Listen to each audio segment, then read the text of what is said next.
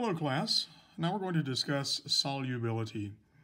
Solubility is basically the ability of a chemical substance to be dissolved in a solvent, or a liquid usually. We are fundamentally going to be talking about ionic compounds dissolving in water. So when we talk about solubility for our class, we're talking about how well ionic compounds can dissolve. So before we start getting into solubility rules, what does it mean to be dissolved? What happens when an ionic compound dissolves in water?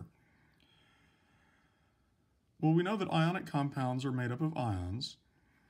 And basically what happens is when you take an ionic compound like sodium chloride, and it's a solid, and we put it in water, and I'm going to put the water right above that yields arrow, because it's not really reacting with water, it's just being dissolved in water. So I take this solid ionic compound and I place it in water, and if it dissolves, then the ions separate from each other.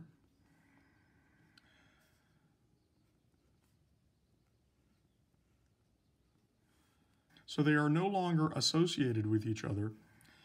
When ions separate from each other, we call that dissociation. They are no longer associated. So that's dissociation. So, of course, we have state indicators for these. Now the sodium ion is dissolved in water, so it gets an aqueous state indicator. And the chloride ion is also aqueous. So why does this happen? Well, because water is a polar molecule. The water molecule has a partially negative end and a partially positive end. So the partially negative end of the water molecule arranges itself to be attracted to the positive ion, because opposites attract. And the partially positive end of the water molecule, which is the hydrogens, will arrange themselves to be attracted to the oppositely charged chloride ion.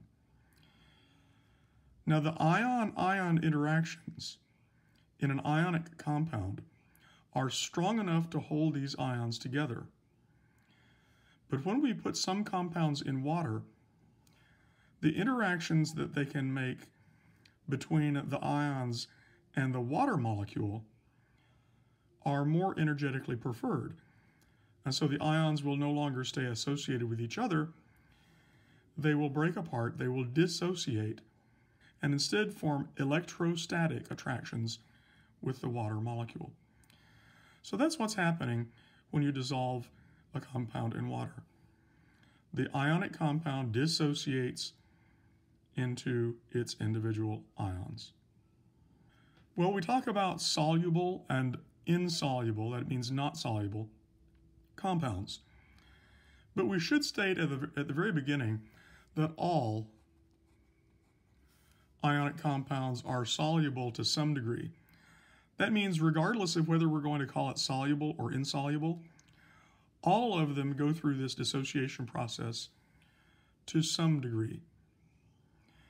And it's the amount of water that determines how much a particular compound can dissolve in the water. So we're going to take a look at the solubility chart that is on the back of our periodic table. And there's a specific numerical definition of the term soluble that we are going to use in this class. So here's the back of our periodic table. Here's the solubility rules table. And note, it's right there. Soluble for our class means that more than 1.00 grams of the compound will dissolve in 100 milliliters of water at 25 degrees Celsius, about room temperature. So what does this mean? This means that if you have 100 milliliters of water at about room temperature, and you can get 1.00 grams of the compound to dissolve in it, then we're going to call it soluble.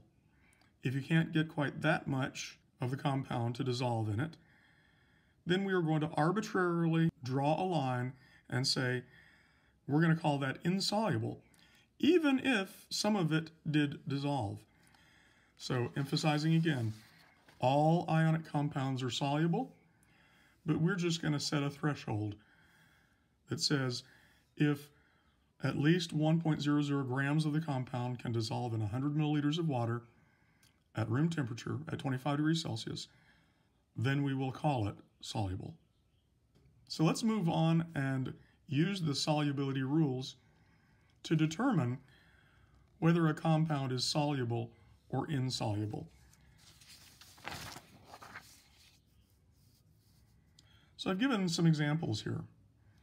And for these examples, there are a number of ionic compounds. These are all ionic compounds now. And the question says, provide the correct state indicator.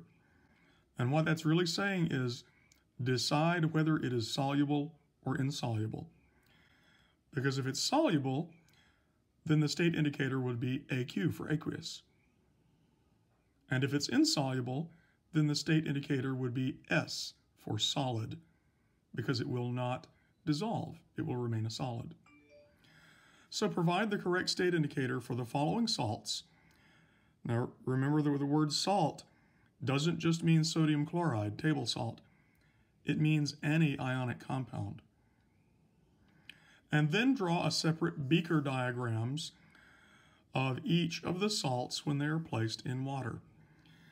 So Beaker diagrams, this may be a new thing for you. A Beaker diagram, we're just going to draw what looks like a little beaker here. And we're going to put some liquid water in the top. So it looks like there's water in that beaker. These Beaker diagrams are also called particulate diagrams because they're going to show the particles of the compound in the water. So fundamentally what's going to happen is if this compound is soluble, then we will break it apart into the individual ions and we will show the ions dissociated as separate particles. And in contrast, if this compound is insoluble, then we are not going to dissociate the ions. We are going to show the whole compound remaining associated, remaining stuck together as a particle. So here we have silver nitrate. Let's go to our solubility rules. And let me explain how we're going to use these. So first of all, for the solubility rules table, I'd like for you to notice that there are two columns. The left column is generally soluble. The right column is generally insoluble. And the rules are numbered 1, 2, 3, 4, 5, 6, 7. So the way that we use this table is we go through the rules in numerical order, and as soon as we find a rule that applies to our compound, we stop. We don't look for all of the other possible rules that may apply. We just look for the first one that we hit. So, again, the compound that we're looking for is silver nitrate. So, using the rules, here we go. Rule 1, group 1A ions and ammonium ions. So, group 1A, that's the first column here, right? Group 1A. And silver is not in group 1A, and silver is not ammonium, so rule 1 does not apply to us. So we move on past rule 1. We go to rule 2. Rule 2 says acetate, nitrate, chlorate, or perchlorate ions. Well, that does apply because we're dealing with a silver nitrate. And we have a nitrate in there. And so this rule 2 that talks about nitrate does apply. Now it says these ions, they are in the soluble column And there's no exception written to this rule for silver compounds. So this must be a soluble salt. So the way that we represent the soluble salt, it says, please provide the correct state indicator. What would be the correct state indicator here for soluble? It is not S. S does not mean soluble. It is AQ for aqueous, because that is a soluble compound. So now how are we going to represent this when we come down here to our Beaker diagram? Remember, Beaker diagrams show the particles as they exist in solution. So this silver nitrate is soluble, which means it's going to break apart into a silver cation and a nitrate anion. And I have to show those as separate species. So there's going to be a silver cation. Silver is fixed charge at +1. And it has a single nitrate ion. And that has a charge of a -1. Notice that they are dissociated from each other. And notice that since they are written as dissociated ions, the ions must have their charges drawn, because now these are separate particles. And that's how we draw a soluble ionic compound in a Beaker diagram. Let's move on to the next one. This is silver chloride. So I'm going to draw my beaker.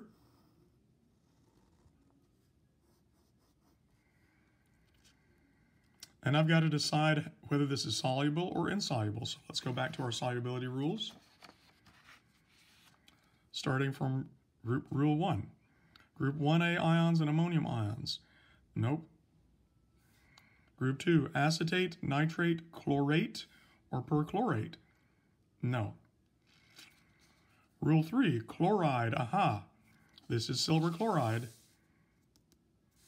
So here I found a rule that applies.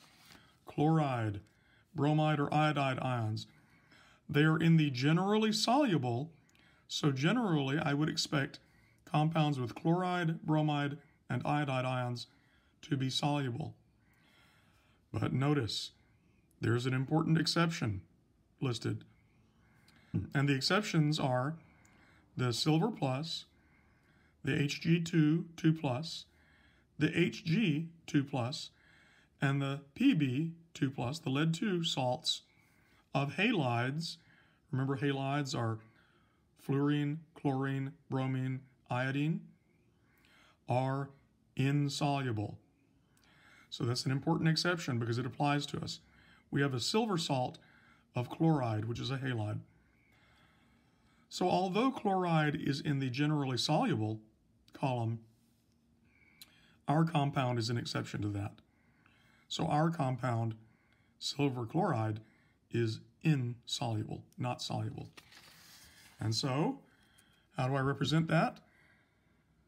State indicator of an S, because it is going to remain a solid. It is not going to dissolve. So how do we represent that in our Beaker diagram? We are not going to dissociate the ions because the ions do not dissolve. Instead, the whole compound remains stuck together, and we draw it at the bottom with a little box around it. Sometimes you'll see people draw a little half circle around it. Either is acceptable. And what this indicates is that the silver and the chloride are not going to dissociate into ions. They are not going to dissolve. Instead, they're going to remain associated, stuck together, and eventually, given enough time, or if you put it into a centrifuge, it will precipitate out to the bottom of the beaker or the test tube as a solid. And that's why we draw it as stuck to the bottom, still associated. Now, some instructors and some resources will ask you to go ahead and show some of this being dissolved by showing some of the dissociated ions up here as well. I'm not going to do that now because I really want to emphasize the distinction between soluble and insoluble. But if you have an instructor or a book or a website that does that, you'll understand that what they're doing is okay. They are just representing the reality that everything is soluble to some degree. So indeed, in this solution, I would have some silver ions, some chloride ions dissociated up here, but not many compared to the compound that remains stuck together. Okay, we have 1, 2, 3 more examples, and those are practice problems for you. So I would like for you to carry on. I would like for you to pause the video, and while the video is paused, do these next 3. You're going to determine what the state indicator is for each one using the solubility rules table. Then draw the appropriate Beaker diagrams for each one. Go ahead and do that now. Okay, coming back from pausing the video, hopefully you've been able to do this, and now I'm going to carry you through it so you can check your work. My next compound is magnesium hydroxide, so I need to figure out if it's soluble or insoluble.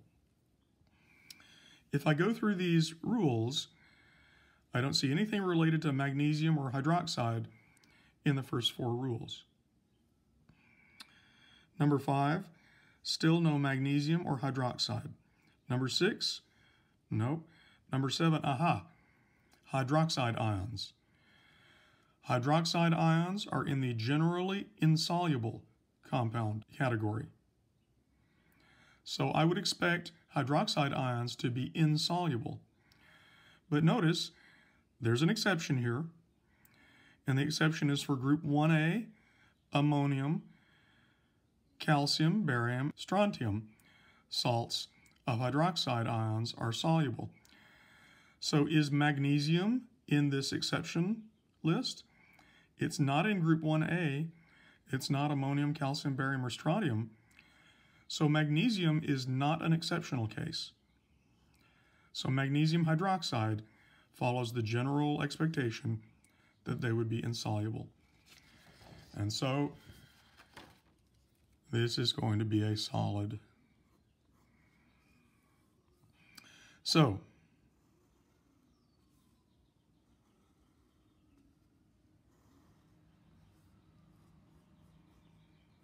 there's my Beaker diagram.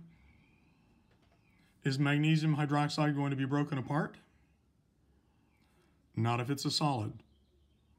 So we're going to draw it down here as a precipitate.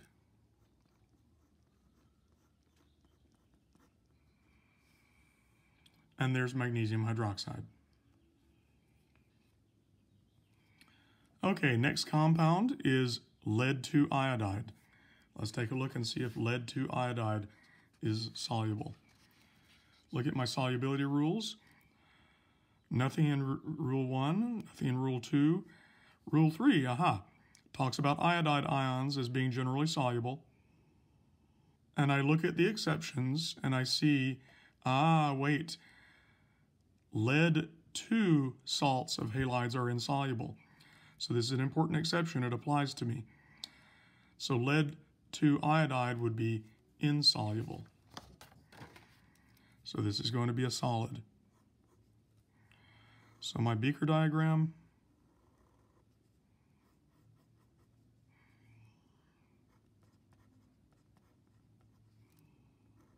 stuck down at the bottom. The last one here is magnesium chloride. Taking a look at my solubility rules. And rule 1 doesn't help me, rule 2 doesn't help me, but there's chloride, generally soluble, and there's no exception for the magnesium salts, so this must be a soluble compound. If it's soluble, the state indicator is AQ. The Beaker diagram.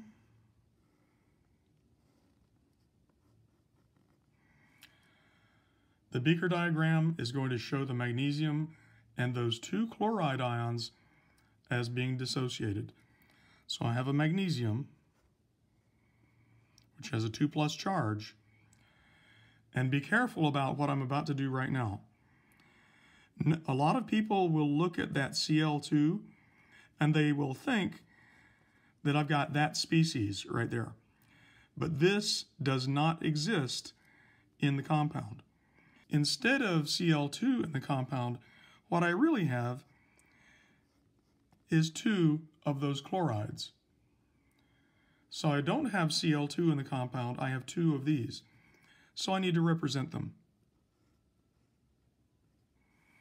I have chloride ions, and I have 2 of them. I'd like for you to pay special attention to what I've just done.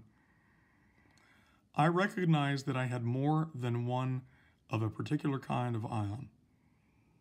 And the way that I represented that was the formula of the ion, and I did not use a subscript. Instead, I used a coefficient to show that I had more than one of those species. Remember that a subscript indicates that you have 2 of them in the formula of the species. And it's definitely true when you've got the whole ionic compound. I have 2 of those chlorines. But once I write the chloride ion as a dissociated ion, there are not 2 chlorides in each ion. So I do not write a 2 subscript. There's only 1 chloride in each chloride, but I happen to have 2 of those overall species. So that's the difference between a coefficient and a subscript. Another thing I'd like to point out to you is that many instructors and website resources and textbooks will ask you to write out every single one of the ions as a separate species. So instead of writing 2 chlorides, they'll show each chloride written separately. That's perfectly fine, but I would ask you instead to use this method of representing multiples of a species. Not only does it make your diagram cleaner and easier to count the species, but this also parallels the way that we will have to be writing these when we get to net ionic equations later. Okay, so that's solubility, and that's how to determine solubility using the solubility table, and how to write Beaker diagrams, also called particulate diagrams, sometimes called test tube diagrams, to show the actual species in solution, either as dissociated ions or as an undissolved compound that is a solid precipitate. Okay.